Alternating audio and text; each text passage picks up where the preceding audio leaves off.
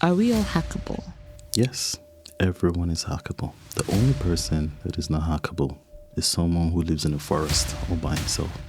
And even at that, I still have my doubts. Yes, we are all hackable. As long as you have a mobile phone, you use a laptop, we are hackable. According to research, approximately 70% of the world population uses the internet. So that's about 5.6 billion people out of the world's estimated 8 billion population are online. Picture this. Your parents, your grandparents, your cook, your cleaner, your neighbor, your teacher, everyone, well, almost everyone is online. And that's why it's important for us to bring you today's guest, cybersecurity expert Akin Odedina, who's going to show you the importance of safely navigating this digital landscape. Welcome, Akin. It's great to have you and see you today. Thank you. It's great to be here as well. So tell me, Akin, why should anyone sit and watch this episode? What would they gain from it? Well, I think, like you rightly said, the world is a digital landscape right now. It's a digital village, and everything we do currently is online. Majority of it, at least a good 90-95%.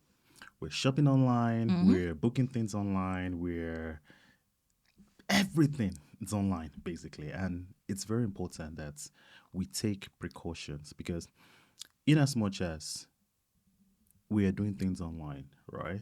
We need to understand that because everyone is online, the bad guys are equally online as well. So the same way we have physical crime, we have online crime as well. Yeah.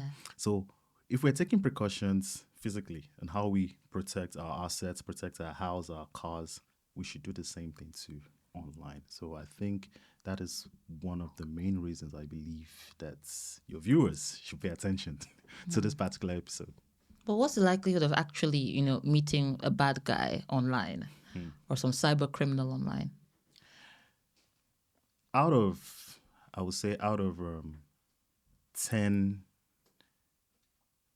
instances, at least nine, you would definitely 9 come out of across 10. 9 out of 10. Yes. To meet a cyber criminal. Oh, it's very, very. Because normally I think very, it's just the stuff you see online. Stuff you see on television. And you see, the thing is,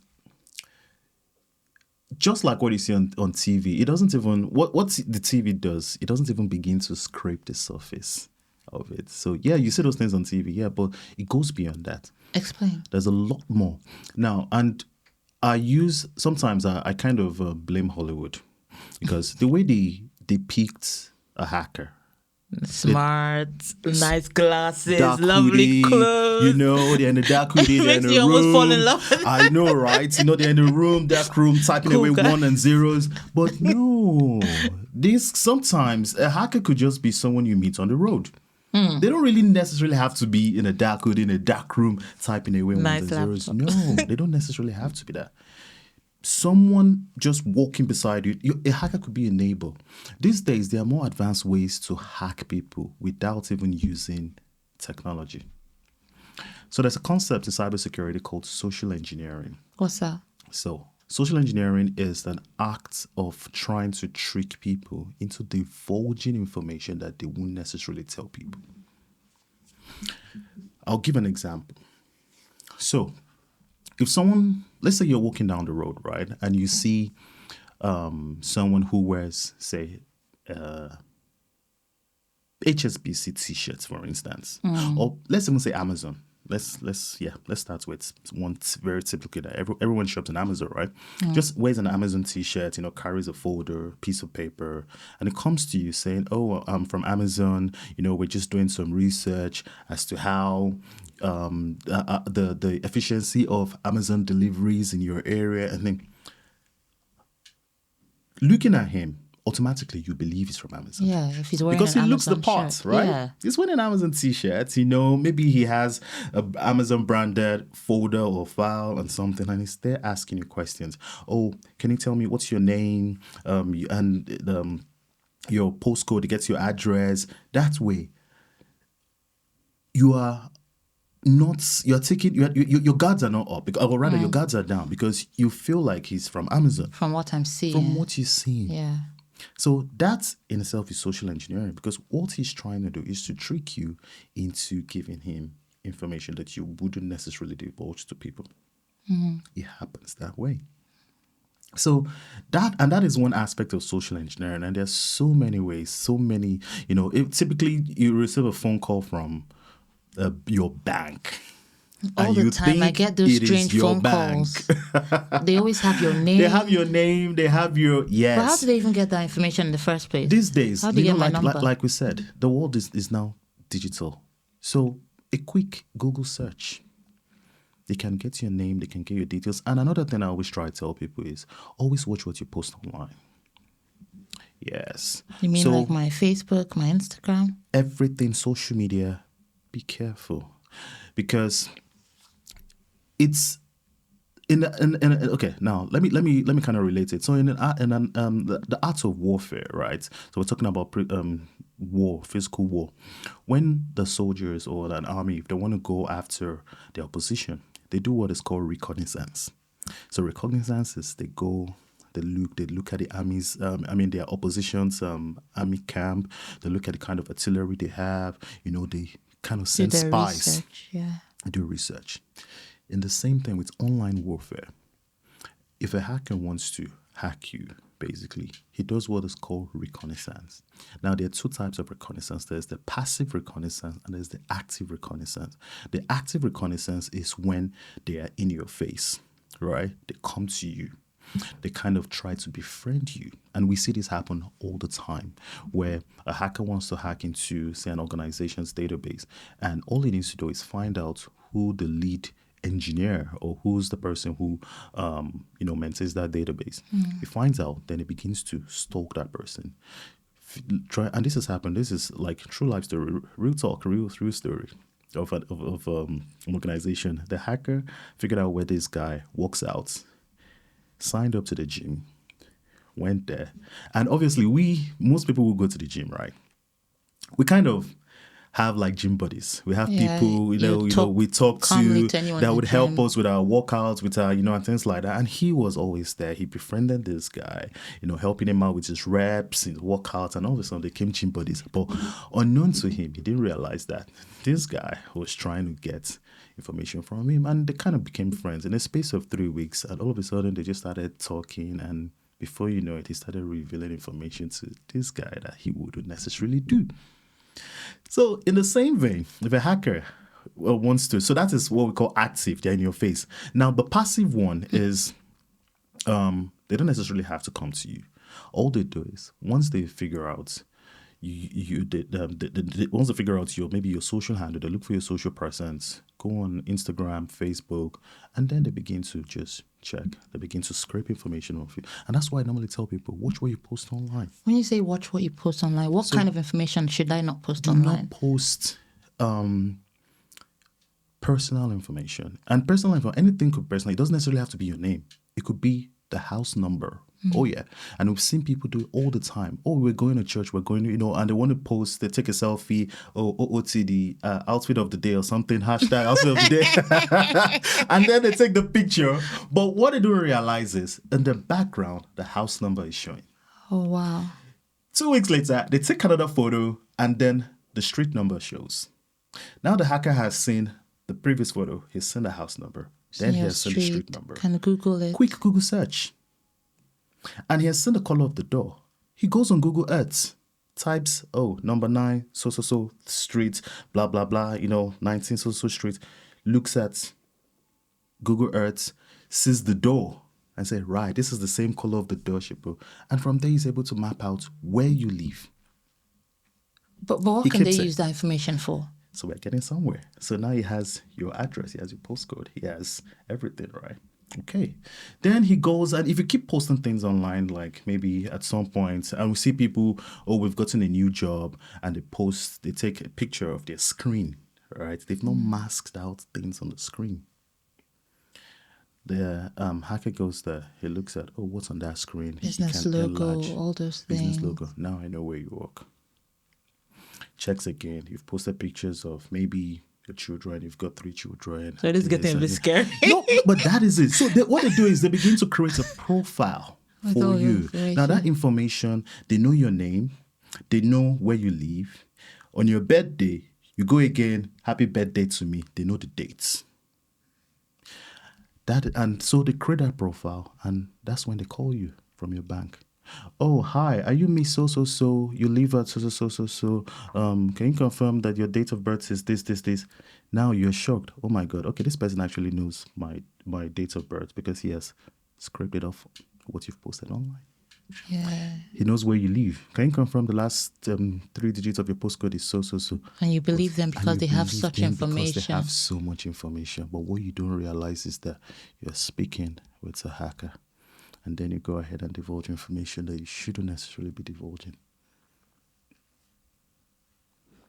And boom, that's it.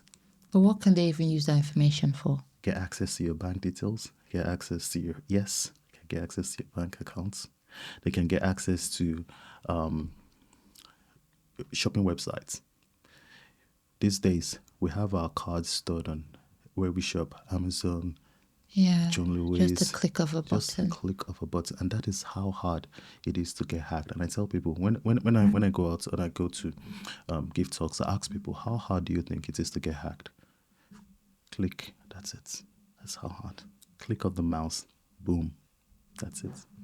They get access to it, to that information. And they're in your system, they're in your bank accounts, they're in your systems, your computers, your laptops, and that's it. Okay, but what about like passwords? Surely they can't get my passwords from that information. So from the information, they can't get your password, but then they can trick you into revealing your password. Again, now going back to this whole thing from the bank, now they have those details. They tell you that they're doing some fraud checks. They say they're doing some fraud checks. So we've seen some people have been trying unusual activity. On your bank account. We're going to send you a link because now they have your phone number. We're going to send you a link to your phone number. Please click on that link and sign in to check the credentials. But what you don't realize is that link it will look like the bank because they'll use the bank logos. I've seen one of those before. Exactly. You won't be able to tell any difference. That is a phishing attack. So they send it to you. You click on it. You see everything. It looks like your bank. You see where the place where it goes username and password. You go ahead. You put your username. You put your password. But what you don't realize is that you're sending those details to the hacker. So they get your password. Wow. Honestly, it sounds scary. It is honestly, it is that easy, and that's why I tell people you always have to be careful what you do online. So, can you at least list maybe 5 of the main things you should not post online? Because these days people post everything. I personally don't post anything. Yes. You shouldn't post anything. I'm telling you. So my Instagram, everything should be boring, dry. You don't want me to show my Sunday outfit. You don't want me to show my Monday outfit. Why do you want to do that in the first place? But okay, if I know it can be hard, right? Because everything we do is online. People get business online, and they have to post certain things so that they can get business leads, right? Yeah. So it's going to be a bit difficult not to do that, not to post anything online. But try not to post anything that can be used to identify you. Like what? Like, car you plate number. Mentioned house number, you mentioned street address, your car plate number. So in this industry, there are things we call personal identifiable information, PII, right? So anything can be used to identify you. Your car plate number, your driving license number, your nickname. Your bank.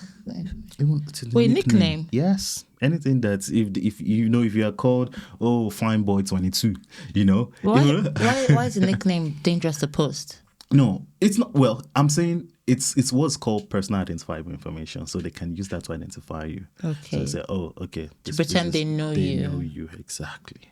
So, and the reason why is those are things that they can use to start a conversation with you. Because these are things that when someone calls you, that you're like, oh, okay, maybe this person must know me from way far, because that's the name. Guard down. Help you put your guards down. Exactly. Yeah. So that's it. Well, personal identifiable, try not to do that. I tell people, don't. if you can avoid posting anything online, avoid it. But if you can't, maybe based on the kind of maybe business you do or the industry you're in, that you know, I see people these days. I was talking with someone and he said, I can't. I'm an influencer. I don't know what that means, but yeah. I always have to post things online. I'm like, okay, that's all right. Because that's how she gets brand deals, and I can understand that, right? But I tell her, try as much as possible. If you're doing your, influencing things, watch out for the background. Because some people, they look at videos with the intention to see what is around. They're not paying particular attention at the person. They're looking what is around to see how they can, take certain information. Oh, I saw that. This thing. Oh, or even if it's shooting in front of a window. These days, we've got software that can enhance images outside. Yep. So they look through the window and maybe they see a billboard, and the next thing they enhance that billboard. Right, I know where this billboard is. That means she must leave adjacent this. And the dangerous thing is that it might not even be to hack you online, but it might be to physically harm you. Exactly. Like we've seen things online of people knowing what restaurant someone is in and going there to kill them because they have that information. Wow. Everything can be gotten online these days. Everything.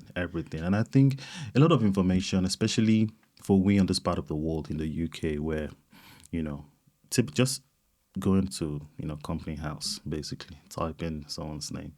You get all the information is there. Every company they've made, their date of birth, exactly. Everything is there. So let me try and lighten the conversation up a bit because everything got a bit too scary too quickly.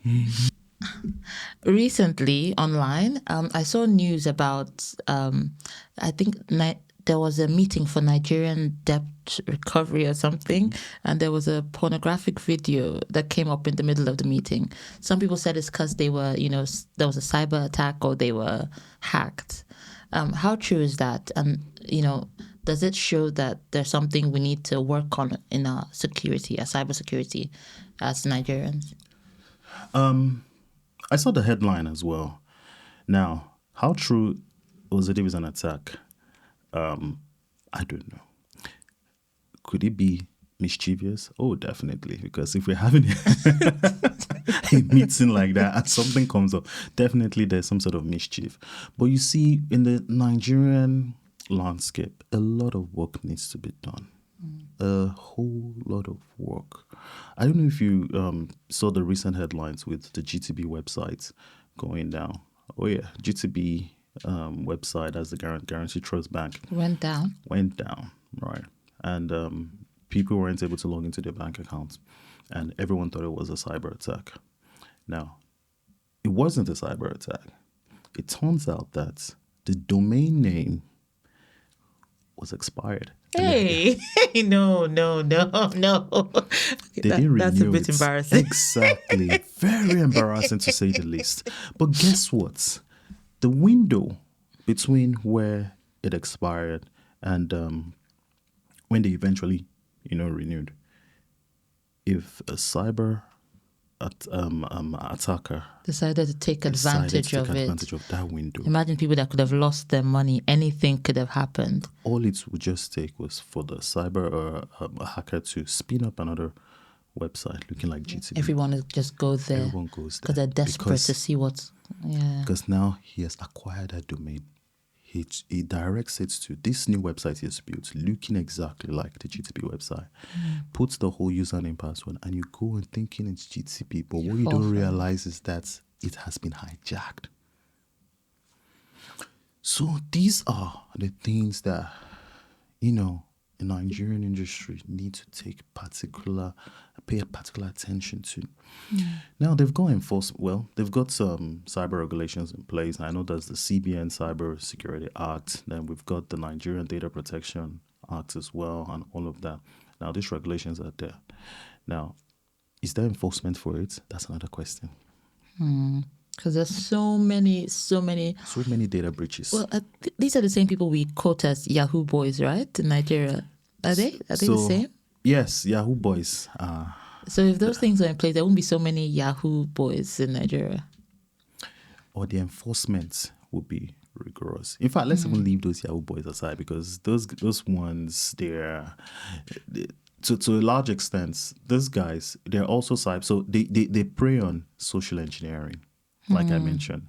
So what these guys do is they look at certain areas that they want to hack, to begin to see how they can scrape information of that person, initiate a sort of phone call. As I mentioned earlier, you think you're speaking with people, and then they will begin to look for how you can send money to them but yeah, that's it. They are more or less close to the bottom of the food chain. Now I'm talking about of the cyber hack chain. I mean, but you see the major corporations like the banks, the telecom companies, GTB, Zenith and all the likes in Nigeria, right? They would have those Yahoo boys they would need more advanced skill sets to be able to hack those sort of corporations and get money off your of customers' bank accounts. So just to get a better understanding, is a Yahoo boy someone like Hush Puppy, or is a cyber attacker someone like Hush Puppy? What level? So you see the whole concept of Yahoo boy, or that name Yahoo boy. They are also what we call threat actors. What does that mean? Means a hacker. So a threat actor could be a hacker. That is those who are technically hacking people, as well as those who don't have the technical skill set, but they are like masters of deception. They can con artists, let me use that word. Wow. Yeah. The likes of Hush Puppy obviously doesn't have the technical skill sets. But how do you get so much money? He was a con artist. Okay. So he had people. So it's a cartel, right? There are a lot of those technical ways where they just deal with the technical aspects of it, the coding, hacking, and doing all of that, right? But they are not gifted in social relations. They don't know how to talk to people. And we see this happen all the time. They don't know how to dress the They don't dress. know how to, they don't know how to package. They don't, yeah. Then, so they just focus on the technical side. Then they leave the likes of the Hush Puppies and those other guys who, have the gift of the gab. They can smile their way and charm their way into any situation.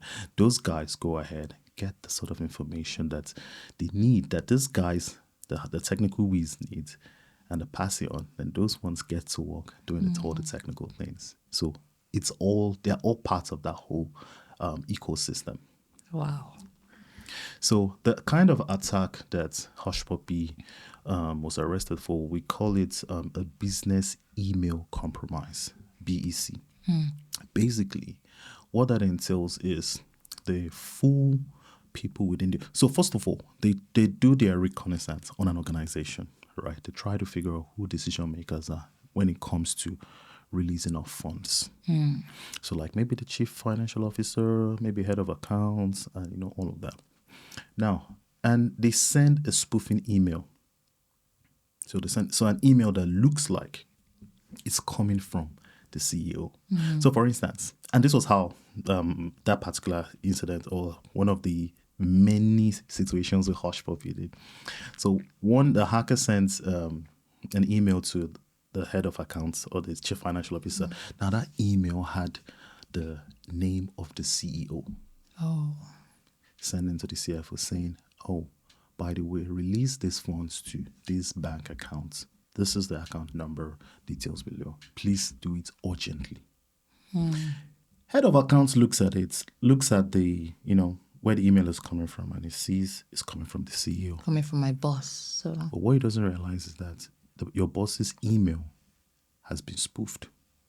Spoofed meaning it has been, they've sent a false email, and they've made it look like it's coming from the CEO. So can they copy the exact email address, or Yes, is it? It can. It can be done. So he sees it, and he sees the matter of urgency, and all of a sudden he releases funds, but he doesn't realize that the CEO never sent that. It happens all the time. So you're saying someone like me can get an email from someone thinking it's from them, but it's been spoofed? Yes. Because I thought there had to be some error in the email address. Like sometimes I get these fake Amazon emails. There'll be an error in it, but how often do people look at that? There is the the alphabets, there's the normal English alphabet, and I think it's the Latin alphabet right now, where A in the normal English alphabet is written differently than A is written differently in the Latin alphabet. So they can spin up a domain using the same, let's say www.apple.com, for instance. They can create another one where you say www.apple.com, but one of the alphabets has been maybe the P or the A. They've used the Latin alphabet. And you see, A very tiny error, but if you're not focused, you wouldn't even realize and the it. reason why sometimes I get away with it is because as humans, we read in words. We don't read in letters. Yes. I've seen those things online. You can just read it just- normally, even though it's all spelled rubbish. We read in words. We don't read in letters. So it's easy to overlook those things or to miss it. It's very, very easy. So this is something you should be careful about. If you get an email, even if you think it's coming from someone read it and see if there's a tiny error in there. It could be a hacker. Or better still, just pick up the phone and call that person. Hey, boss, just to confirm, I just got this email from you. Are you saying I should make this payment to so? Or just walk into his office. Please, can you Before sending clarify? Can you clarify what this is, or that's it? So, Wow. So I want to ask you, there's something that I've been meaning to ask you. Like, what's the best thing we can do to, protect our devices from cyber criminals, from hackers? the best way, always update your apps. Oh, I hate updating my apps. I hate it. Then you are going to be in for a nasty surprise. Because, you're not the only one. A lot of people, I don't know why people just don't want to update their app. There's just so much trouble going to new version. Well, you have to. There's a reason why there's a new version. The new version is there because the manufacturers have realized that there is a vulnerability in the old version. And now they've released a new version. So why then wouldn't you update your apps? So I have to constantly be Updated. So I see a lot of people, especially in Nigeria where I grew up, I see people telling me that and I can understand, maybe because the data and internet, everyone is always too cautious as to how to use their data, and obviously keeping auto updates on might be a problem for them because it keeps using their data and all. But I tell them, look, it's between staying secure and the alternative, which is being infiltrated by a hacker. Always update your apps, banking apps, everything you do, update it. And the reason is because they have seen bugs. And bugs here means vulnerabilities, for lack of a better word. Let me use vulnerabilities. And vulnerability is a weakness. A weakness in a software. So we have seen a weakness and we have updated our weakness. But now we've released a new version with that update in place. Just update your apps. iOS, with Apple, the reason why they release those iOS, again, is because they've seen better ways to implement security measures. Update it. But that is the easiest way. But that won't stop you from getting those strange messages with links on WhatsApp saying, click this link, this will happen, click. So first of all, so that's the easiest way, 1. 2, do not click on strange links. And what's your definition of a strange link? Go to the link says, click this, win £500. I shouldn't click it. You don't want me to get money. So that's the thing. Social engineering. Because the hacker has social engineered you and has seen that, this person is a bargain shopper. Let me send email talking about getting 50% on, designer clothing or 50% or this.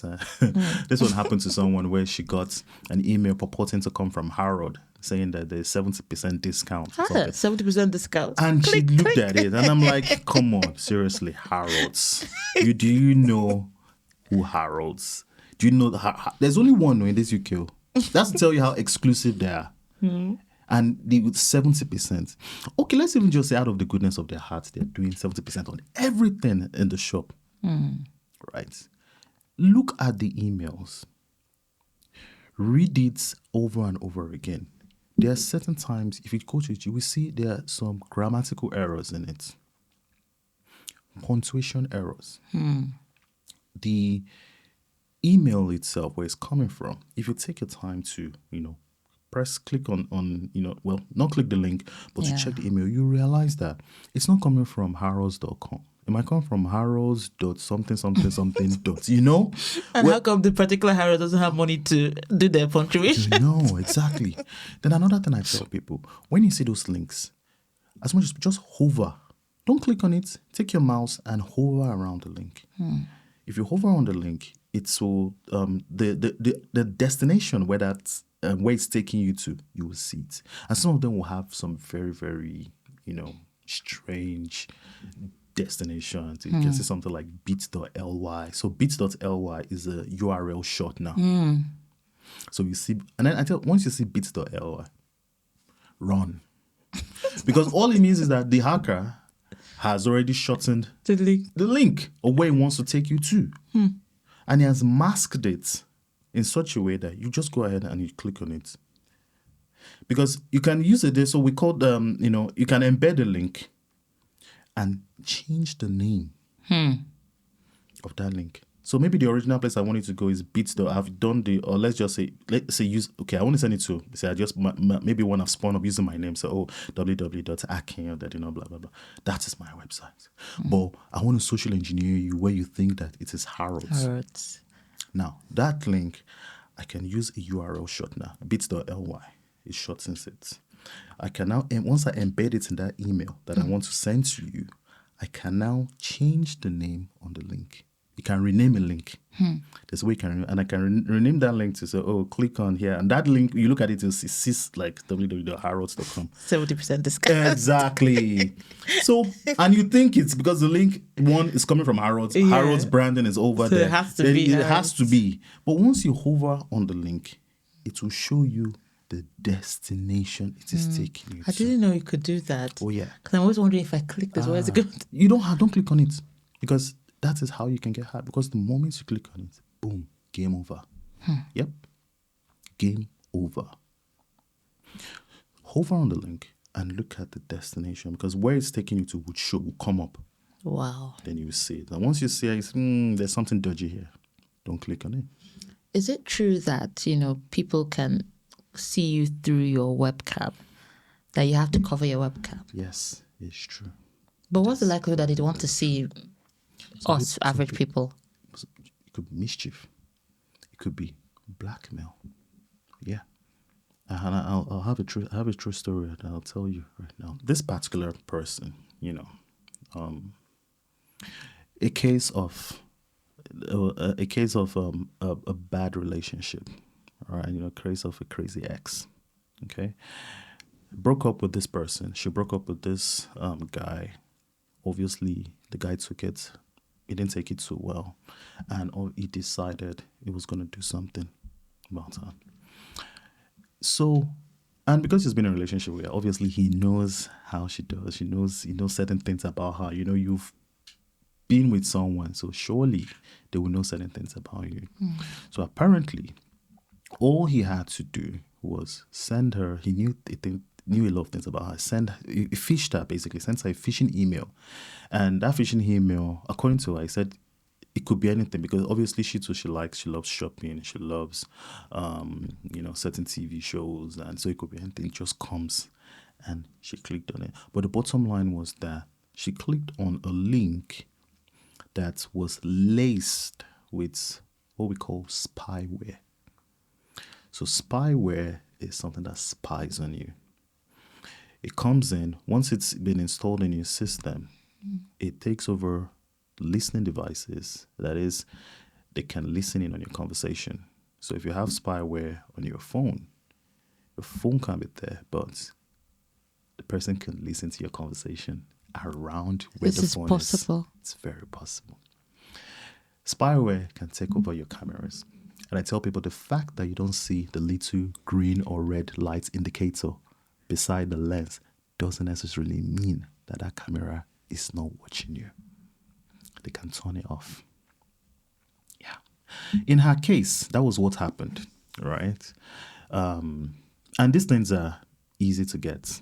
If you know someone who is technically sound, they can sell you. They can sell you spyware for as little as £10. No. Yeah.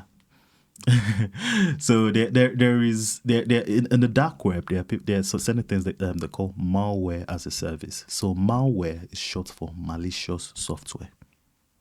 So malware as a service, people can buy this thing, Telegram, all those cryptic websites. They will sell it to you, and they will give you instructions on how to use it. In that case, that was what happened. What did He they do? installed the listening device on her computer. Now, where she works, right, was where had her work desk rather was directly in front of her bed. Right. So you see where I'm going. So obviously the camera was on and he was able to record activities going on that bed. And he used it to blackmail her. First of all, he sent those videos to her work colleagues. And yeah, so you see where I'm going with it. So those are the kind of things that can happen. And that is why, as a rule of thumb, buy a lens blocker. It doesn't matter whether you're in your home or it doesn't matter. There are people out there who are just mischievous. There are people out there who are mischievous. There are people out there, especially, the young folks who are just coming up and, they are getting their hands in on being able to hack. Some of them, I just want to do it for fun. For fun. We call them script kiddies. They love the thrill of it. That, hey, I've been able to hack into that person. You don't believe me? Here, look at it. Script kiddies. That is, they don't do it out of malicious intent. They're not there. They're not like the black hat hackers. No, those are the ones that they're doing it for, they're criminal hackers. They do it for financial gain. These ones are just doing it for the thrill of it. Well, how do you know that your device has not already been hacked? How do you know there's no spyware? How can you identify that there's spyware? If your system is always slow, that is usually that is it not in all cases, but that is usually one indication that yes, there is something in your system. How do you get rid of it? Malware, anti-malware, what's it called? Anti-malware software. Is it that antivirus thing? Antivirus. I keep seeing it popping up and I just ignore it when it's it. The ones that pop up, please don't click on it. Because there's another software called adware, and it's short for advertising software. It's also a malicious one. And the reason why that has happened, why you see things keep popping up, is because maybe you've gone to a website, right? And you've gone on a website and you've clicked on something. And on those websites, they drop little things there that watches what you do online and begins to show you things that, the pop-up things that, okay, this person has visited the site more often. Let me show this pop-up. Perhaps you will click on this link, and you click on that link and you get hacked that way. So as a rule of thumb, pop-ups, don't click on it. If you really want to go to that website, just go to the browser and type the name of the website. If you see a pop-up saying 70% discount, go to the website itself, the original website. Don't go through that pop-up. Just go on the browser, type www. the main website and check for it. I can guarantee that they are not doing any 70% discount. So now, and there's another, to further buttress this point, right? There is an attack, again, a common cyber attack called the watering hole attack. Watering hole. And this is an attack born out of, for those who watch animal documentaries, right? During a period of drought, well, not necessarily drought, but usually in that whole, the jungle where the animals live or something, there'll always be a watering hole. All the elephants, everyone would go there. Everyone goes to there to drink. Now, they go there to get refreshed, right? They go there to, the watering hole is a place of refreshment for the animals, but it's also a place of attack. Why? Because the crocodile is in the water and he knows that the deer will come here to drink. The lion looks around the watering hole and hides because he knows the zebra will come here to drink. And once the zebra comes, boom.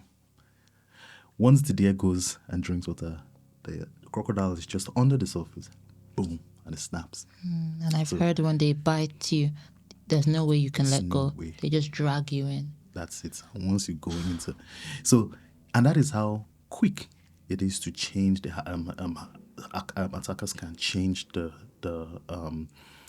lay of the lay of the land, because they take you go from a place of familiarity to a place of unfamiliarity, and that is it. And the hacker has they have an advantage. Control. They have control. That's the word.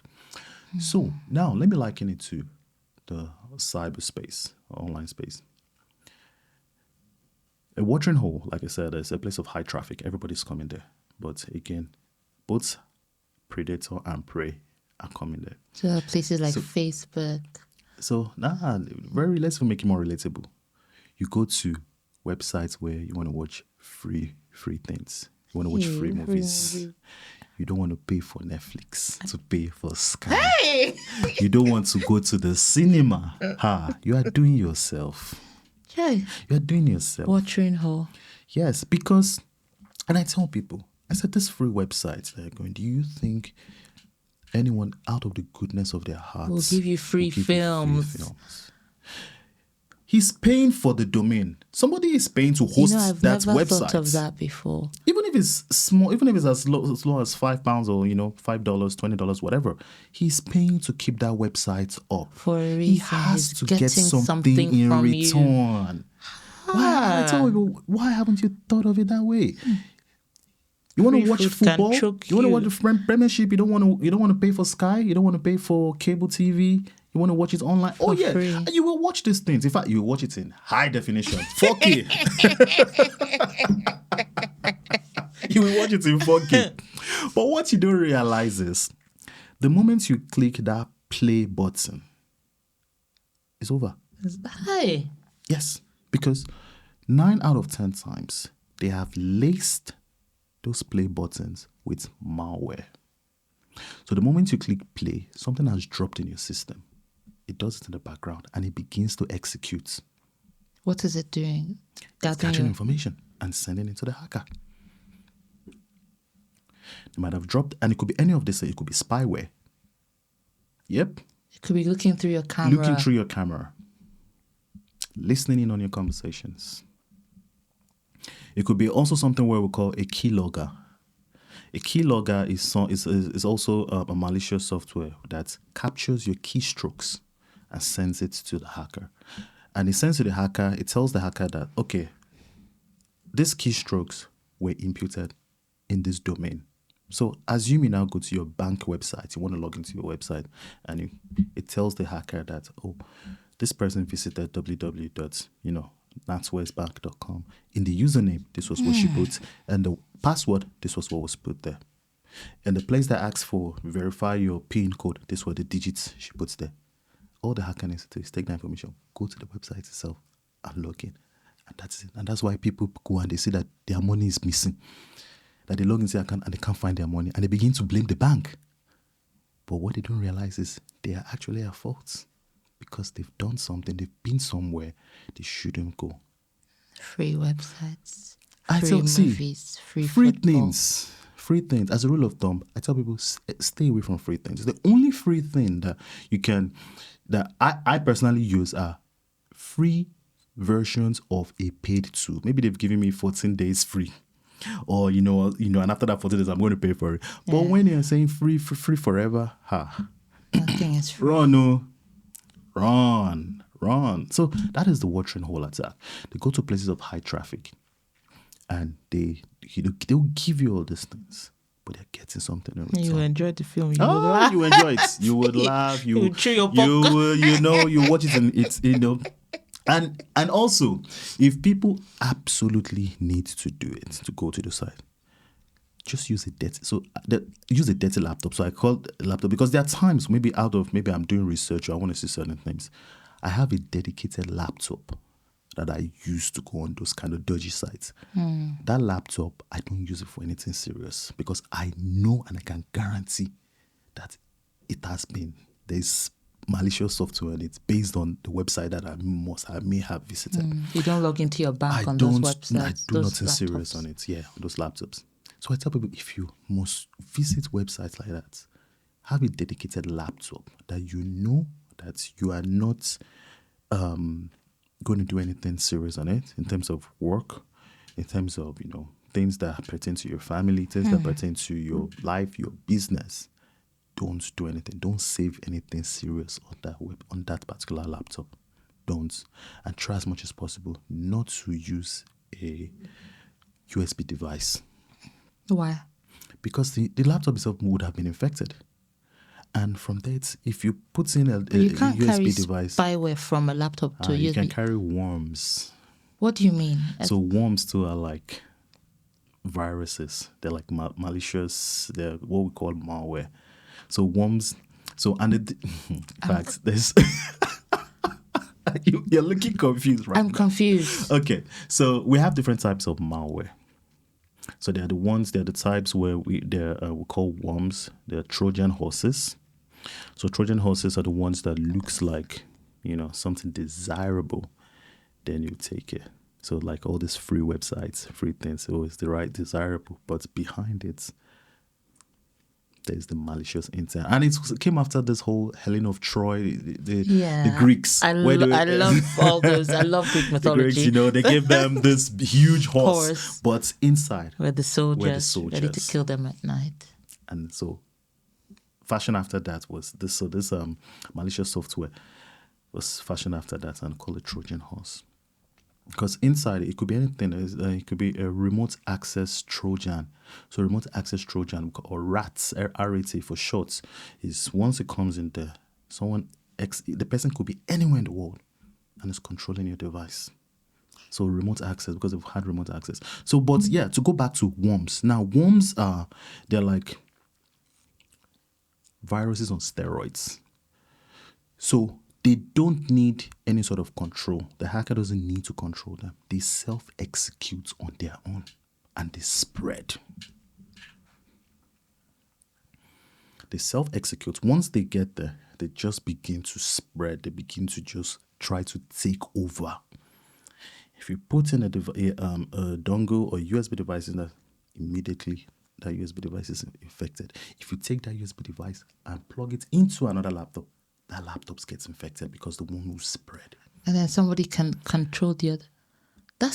It sounds like a movie. I'm sorry. So that's the people don't understand the reality, the extent of how these things happen. And that is why having an antivirus software or an anti-malware software that runs consistently on your device is very, very important, because it will detect it. Immediately detects it and quarantines it, kills it. Wow. Okay. Sorry, my mind is blown. My mind is blown. Let me breathe first, because now I need to go. I need to go clean my devices. Okay. Sometimes I feel like my phone is listening to me because I say something. I talk about a burger, how I want a burger, and then I go on my phone and it shows me a burger. It shows, we all. How do you stop that? We all think that. So. Is it possible to actually stop it?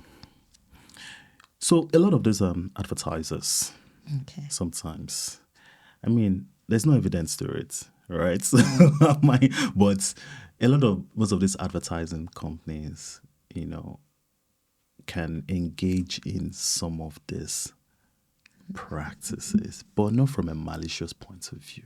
Okay. Right? So there are some things that I've read it somewhere that sometimes that is what they do, with the popular social media social media platforms like Facebook, Instagram, and all of that. I know now they are all under one particular, the Meta group, right? So there's allegedly, let me use that word because it hasn't been proven yet, that yes, that sometimes that is what they do on those platforms, and those platforms aid them, because at the end of the day, the platforms are getting paid, Getting money. advertising. Right. So yeah, it's to a large extent, I don't think anything can be done at this point in time. Right. But I just tell people, just be careful. But is there any way to stop it? Unless you don't talk away your devices. Wow. I can honestly, you've blown my mind today. But I want to talk a bit about what you do. Let's leave all the scary stuff we've just discussed. So you train people to be cybersecurity experts. Yep. And you claim that anyone can do this no matter what background. Oh, yeah. So it's not something that's difficult? So, you see, and that's the thing. When people hear cybersecurity, they think it's all about coding. They think it's something technical. You know, what comes to their mind is, like I said, those guys with dark hoodies in a dark room typing away ones and zeros. And they have all these green screens on their screen and all of that. But cybersecurity is actually bigger than that. There are different domains in cybersecurity. I mean, there's a place for those guys, right? The technical side. But there's also the place of just understanding business. There's a place of compliance. You know, that domain is called GRC, which stands for governance, risk, and compliance. Okay. Excuse me. Yeah. Governance, risk, and compliance, GRC. And it is the non-technical avenue for anyone to break into a career in cybersecurity. And I'll explain why that is. Because, so, there are different security frameworks and standards, right, that an organization will have to follow in order to ensure that they're abiding by best security practices. I'll give an example. So one of them is called the PCI DSS, which stands for Payments Card Industry Data Security Standards. And every organization that processes payment card details has to abide by that standard. So it has its regulations. It has a lot of the requirements that every organization needs to follow. Now, one of the requirements there states that if a user on a system, right, if a user has an idle session for more than, I think it's 15 minutes, yeah, idle session for more than 15 minutes, the system should lock itself. Yeah, so an idle session is you have not typed a single thing in 15 minutes and the system is still on, right? So it says lock itself, that is, the system should lock itself. As someone who has no technical background, all I just need to do is, okay, this is what the security framework is saying, right? I take that, I then go into the organization and say, oh, organization, this system, this requirement says that this idle session for longer than 15 minutes, or if it hits the 15 minutes mark, it should lock itself. Can I go through and see what is being operational within the organization? And if you go there and you see that maybe the organization has their idle session limits for 20 minutes, surely against standard practice, they are not following practices. So it is your job now to now ensure that they're following what the security framework is saying. And what you can do is you now speak to those technical folks that people think are the real cybersecurity experts. Now speak to them and say, oh, Mr. Engineer, can you configure organizational network to ensure that all systems in the organization, if there is an idle session for longer than 15 minutes, the system should lock. They go ahead and they do the configuration, but you ensure compliance. You're still part of the whole thing. And people are getting paid 6 figures just to do what I've just said. Wow. And now you understand it. Did you need any technical certification to understand that? No. All you just need is to understand what the framework is saying and then know how to interpret it within the organization. And it's that simple. And I remember when I started telling people, preaching this whole gospel about this non-technical avenue that you can come into cybersecurity without having IT certification. Oh my God, I was trolled to the heavens. I was called a fraud. I was called a Yahoo boy. Heck, I was called a Nigerian prince. Sorry for laughing. I'm sorry. I was called a Nigerian prince on Facebook. That I'm sure you're one of those Nigerian princes. That how can you tell me I can come? Wow. I can become a cybersecurity analyst without having IT certifications. But I've got success stories. My students who have actually done this, I've got a lot of them, no technical background. I've got so many people who are fitness trainers. Oh yeah. All they knew previously was the gym, just lifting weights, pushing people. But now they're Without any training. Without any certification.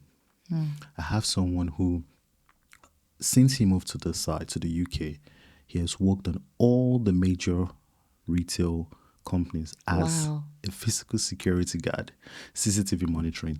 He has worked in Tesco's, Morrison's, Lidl, you name it. He has worked there. But now, he has now moved from being a physical security guard to being a cybersecurity. Wow. He doesn't have to stand long hours. And he didn't need any certification. He didn't need certification. Any cybersecurity. He's working remotely, work for anywhere in the world. Wow. Enjoying the best, he's having his best life. I can see why people might have trolled you about it, because it sounds unbelievable. Yeah. And if you're ignorant, if you don't do your research, you'll think this could never happen. And see, no one is talking about it. Absolutely no one. Is it because they don't know, or because they don't believe? Because they just don't know. And maybe those who know are too busy to talk about it. But it's very possible. You said you have people who've worked with you and gotten those jobs. So how can a person connect with you and, for you to show them the ropes?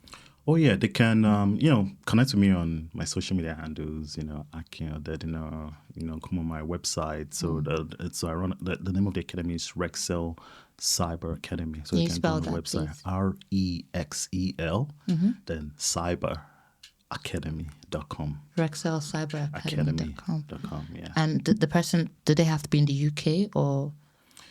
Well, for now, most of my students are predominantly in the UK. Okay. I do have one or two in the US and a few in Canada. But yeah, majority of them are UK based.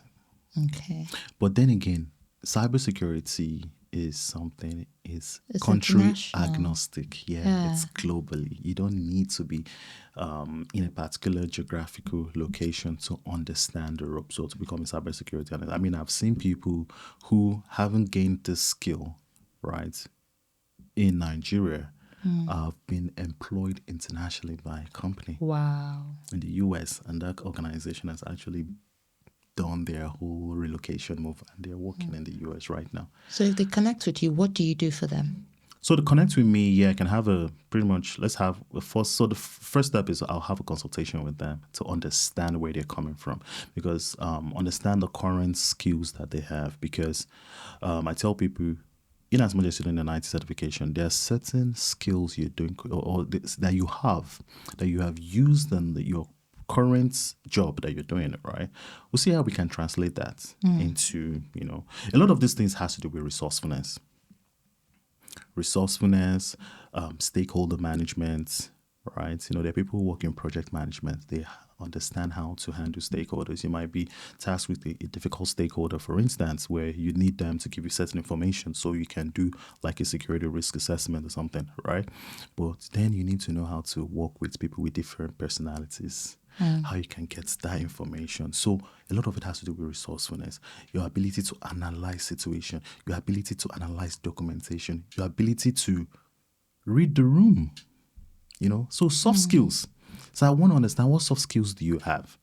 What's your communication like with people? And 9 out of 10 times you realize that most of these people have the soft skills. They've handled challenges in their previous jobs. So see how we can translate all of those soft skills, then give them the mastery in a lot of this this what's called the not certifications, the frameworks that is needed, right? For cybersecurity. And that's it. Because I tell you, look, mastery is more important than certification. Now, so that the certification ninjas don't come after me. Yeah, I call them certification ninjas, right? They pack a lot of certifications so that they don't come after me. I am not saying certifications are wrong. Yes. All I'm saying is to transition, you don't need it. Because I see people spend a lot of money doing certifications, doing exams, but they don't understand the core concept. Because all you're doing is you're reading to pass an exam. Theory. You don't understand the practicality of it, what needs to be done. And I use a very simple analogy. I tell people, I said, look, you have a very terrible toothache and you go to the dentist, right? Now, this toothache is there, it's doing your head in, your eyes are fuzzy, your head is banging, the pain. And all this doctor or the dentist is telling you how he had a first class in school, and he's showing you his wall of certifications. He'll punch him in the face. Exactly. Deal with my toothache. Exactly. You see, you won't go there again. Because, yes, he has all the certifications, but he doesn't know what to do for me. Yeah. So, and that's a simple analogy I use for people. Certifications are great, but I believe certification makes you, it's a conversation starter. It helps you start a conversation, but it does not help you carry the conversation. Can you actually do what needs to be done? You can't carry that conversation. And I tell people, I'm of the opinion that, look, understand mastery, understand competence in this area. Once you get the job, let them pay for you to do the exam. Don't waste money doing this. And most organizations have training budgets, right? Get in on their training budget, do the certifications. Were you certified before you became? I was not certified. Wow. Heck, I even got certified. Maybe my first certification came about 9.5 years after I've been in this field. 9.5 years after being in cybersecurity? Yes. Wow. And it was during COVID. Wow. So I tell people, if you go on my LinkedIn profile, oh yes, I have a bunch of certifications, right? Because a lot of them have come at me that, can you tell me certifications are not important to transition? But look at your LinkedIn profile, you've got over 10 certifications. And I say, yes, I do. But look at the dates. 9 years after you actually started. I tell them, look at the dates I acquired with certifications. It was during COVID. The world was on lockdown. I had time on my hands. I had time on my hand, and you see, I did about 6 or 7 certifications in the space of 3 months of the exams. So it's so easy to get certified. It was easy because I was already doing these things practically. I was doing it, I was doing the practical. So once I see an exam question, I can automatically relate it to a situation I faced in the office. Because you already have the experience. And that's why many people hire people because of experience, not because of your certification, not because you have a first class or a second class or something. Value. It's the value you bring to the organization. And, so exams of 3 hours, I was finishing in 30 minutes. Because I was seeing a question I can automatically relate it to something. And I tell people, look, value is what would make an organization want to hire you. During the interview session, if you can talk about the kind of value you will bring to them, certifications or not, they would hire you. Wow. They would hire you. I tell people that, so this particular niche, GRC, if you can focus on a niche and try to translate how that value, the organization will get value for it. Because at the end of the day, organizations are all about, first of all, hiring costs the organization. Of course. It costs them money, which means it reduces their profitability. So no organization is just going to hire you out of the goodness of their heart. Hey, because you say, I have a certificate. Because we have no. See my certification, hire me, boom. They are hiring you because they need you to come and help them solve a problem. So if during the interview stage, you can talk about the value you bring that can help them solve that problem, then that's it. It translates into compensation. They know you're worth it. You're worth the money they're spending. And one thing I tell people is this. If you feel you are paid low, think about the job you do. Does it affect the organization's bottom line? If it doesn't, then maybe you need to start rethinking. And it means that you're not bringing enough value to the organization. Because the more value you bring, you get compensated for it. There are riches in niches. Pick a niche, focus on that area, become an expert at it, and then you will see the compensation will come to you. And cybersecurity is so important these days to every company. It's very, very important. So that's why they'll be paid so well. If you're in cybersecurity, you'll be paid so well because you're bringing so much value. No one wants to get hacked. Exactly. No one wants to lose their customers. There's another analogy I use. I don't know, for those who watch Grey's Anatomy. Do you watch Grey's Anatomy? Have you heard about it? The TV, I never US sat TV down series. to watch it, but I've seen everyone. it's like a medical TV series, I know. So in Grey's Anatomy, they're like, it's been going on but during the early days, right now, there were like two main characters. There was one, it was called Mark Dreamy, Mark Steamy. And the reason why is because they were insanely good looking, and the female fans now gave them those nicknames. One was Mark Steamy and the other one was Mark Dreamy. So, and they had Mark Dreamy was a neurosurgeon. Right? Mark Steamy was a plastic surgeon. Then there are other, general practitioners in there. So I used that. I said, look, if you look at a neurosurgeon and you look at a general practitioner, we can draw parallels. Same thing. They both went to medical school. They had a certification, spent years and years in college and all of that, right? But a general practitioner will be paid significantly less than a neurosurgeon. Why do you think that is? Because the neurosurgeon is a specialist. Specialist. He has mastered the art of neurosurgery. If you look at salary.com, it was very simple. If everyone goes on salary.com right now and just type a general practitioner, medical general practitioner, and type neurosurgeon, the difference in salary is close to about $200,000. $200,000, pounds or dollars in the US as well. So the general practitioner just knows a bit of everything, but then the neurosurgeon actually knows everything when it comes to... They're both doctors. I mean, the neurosurgeon is a doctor, but the general practitioner is not a neurosurgeon. And have they spent the same amount of time learning? Pretty much. Wow. Around the same time, but he has decided to specialize in a particular thing. And he mastered it. So, and that's why I tell people, mastery is what would give you the skill sets to give value, which will in return increase the kind of compensation that you get. Wow. Thank you so much, Akin. Honestly, this conversation has been different emotions. Some laughs. Sometimes I've been freaked out, like, what? I know. It's always like that. I'm glad that I got to learn from you today because, wow, I see these things in movies, but I never think that it could be reality. I never think it's true. But to hear all of this, first thing I'm going to go do is update all my apps. I have maybe so many apps here that are not updated. I'll go update all my apps. I'm going to go clean my laptop. Yeah. I'm not going to go and watch anything for free. Don't watch anything for free. Don't watch. Well, thank you so much, Akin. Thank you so much. Yeah, welcome. So before we round up, there's a little game we play. Oh, okay. I've got number 1, number 2, number 3. You have to pick a number, and whatever you pick, you have to do it.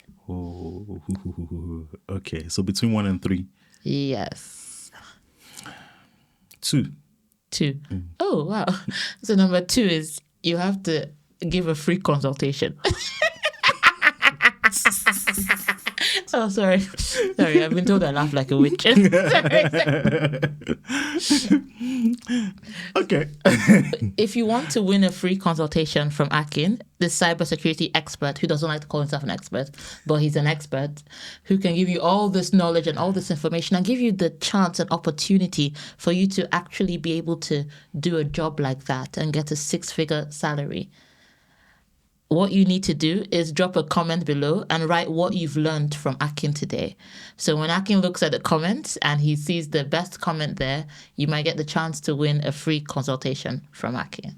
How does that sound? Does that sound good to you? That sounds good. You tell them something. So like you've heard from her.